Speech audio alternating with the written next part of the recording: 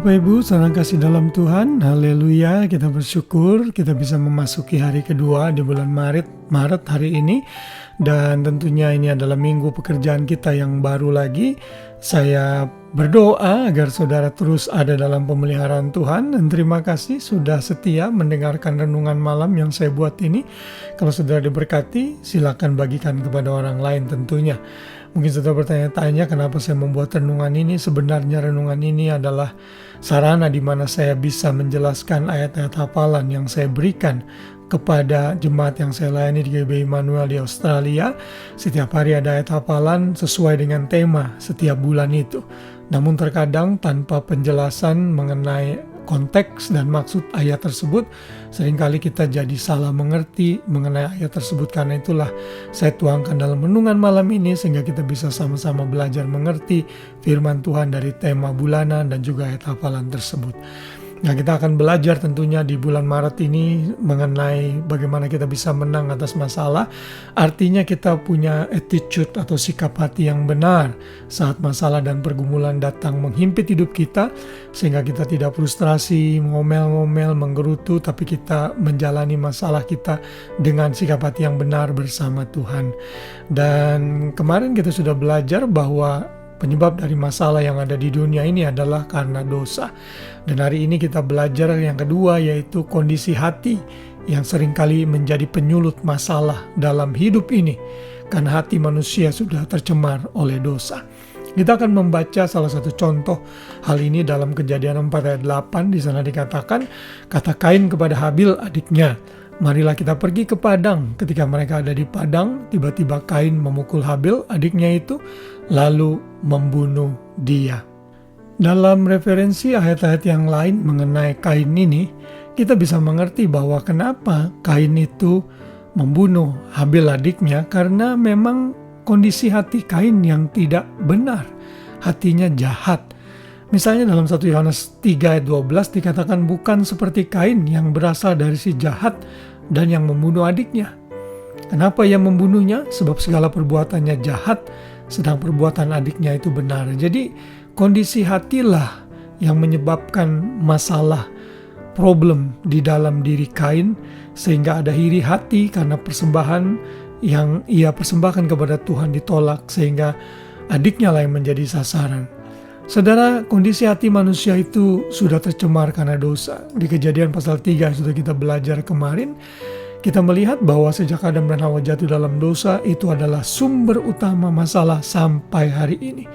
Sejak manusia jatuh dalam dosa, hati manusia itu cenderung untuk melukai orang lain, tidak menyenangkan Tuhan, dan melakukan sesuatu yang sangat buruk sekali.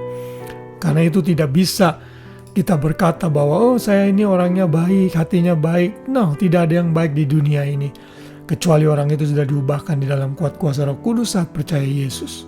Misalnya dalam kitab Yeremia, di sana dikatakan, Yeremia 17 ayat 9, betapa liciknya hati, lebih licik daripada segala sesuatu. Hatinya sudah membatu, siapakah yang dapat mengetahuinya? Lalu Markus 7, 21-23, sebab dari dalam hati orang timbul segala pikiran jahat, percabulan, pencurian, pembunuhan, perzinahan, keserakan, kejahatan, kelicikan, dan sebagainya. Banyak sekali saudara. Jadi hati manusialah yang seringkali menjadi penyulut masalah. Karena itu kalau saudara menghadapi masalah saat ini, mari mengkoreksi diri. Apakah karena saya melakukan tindakan yang salah, yang dimotivasi dari hati saya yang tidak benar, dari hati saya yang jahat? Kalau itu terjadi, maka kita harus bertobat dan sadar. Dan kalau saudara perhatikan segala masalah, kejahatan yang terjadi di dunia ini, hubungan manusia yang sangat retak dan sangat sulit dipulihkan itu karena masalah hati. Orang bisa bertengkar, marah besar, bahkan membunuh hanya gara-gara hal sepele, hanya gara-gara uang yang tidak seberapa jumlahnya. Mengapa? Karena hati manusia sudah rusak dan tercemar oleh dosa. Karena itulah bila kita mau terlepas dari masalah atau mengurangi masalah dalam hidup ini, mari kita memperbarui hati kita. Bagaimana cara kita diperbarui hati kita? Yaitu dengan menerima Yesus sebagai Tuhan dan Juru Selamat. Lalu Roh Kudus itu akan memberi hati yang baru kepada kita. Seperti yang sudah dinubuatkan dalam Yeskiel 36 ayat 26 misalnya kepada bangsa Israel. Tuhan mengatakan bahwa Tuhan akan memberikan hati yang baru kepada mereka, roh yang baru dalam batin mereka, sehingga menjauhkan mereka dari hati yang keras. Hanya Tuhan yang bisa mengubahkan hati orang, dan Injillah yang menjadi sumber utama orang bisa berubah.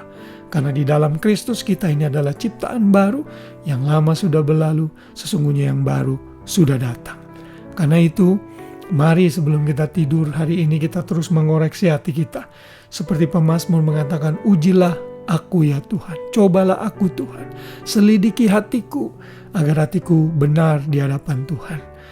Mari kita berusaha menghindari masalah dengan memperhatikan kondisi hati kita. Jangan menjadi biang keributan, biang masalah, karena motivasi hati kita yang jahat, karena mau menang sendiri, dan juga hanya mementingkan kepentingan kita dan golongan kita saja. Mari kita berubah kalau itu sebabnya. Tapi kalau kita disakiti dan ada dalam masalah karena hati orang lain, karena persoalan orang lain, atau karena tindakan orang lain, percaya Tuhan pasti menolong kita. Tuhan tidak akan pernah meninggalkan kita. Lakukan bagian kita, dan sisanya yang kita tidak bisa kendalikan, biar Tuhan yang tolong. Haleluya, kiranya renungan malam ini memberikan kita pengertian yang baik mengenai hal ini. Tuhan memberkati kita semua. Selamat malam dan selamat beristirahat. Shalom.